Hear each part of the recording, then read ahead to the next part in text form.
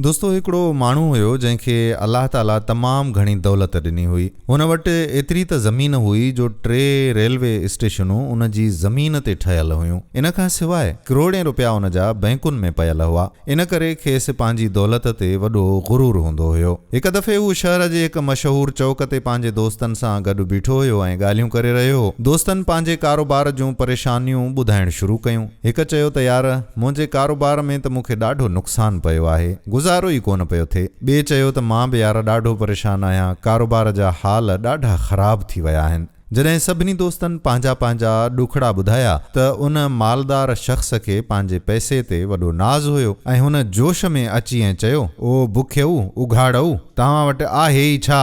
तव्हां हमेशा परेशान ई रहंदव त पैसो आणियूं किथां? ऐं मां इन ॻाल्हि ते परेशान आहियां त मां इहा एॾी दौलत किथे लॻायां, किथे ख़र्च कयां? अलाह ताला खे उन जी इहा वॾाई पसंदि कोन आई। कुझु ॾींहंनि खां पोइ हू ॾाढो बीमार थी पियो ऐं एतिरो त बीमार थियो जो कुझु महीननि में ई ॻरी वफ़ात करे वियो। हुन पोयां पंहिंजो अकेलो सिकी लधो पुटु छॾियो। जॾहिं हुन जो पुटु जवान थियो त मथां पीउ जो सायो न हो ऐं घर में करोड़े रुपया पयल हुआ। इहो ॾिसी कुझु ख़राब माण्हू संदसि दोस्त बणिजी विया ऐं खेसि बुराईअ जे रस्ते ते वठी विया।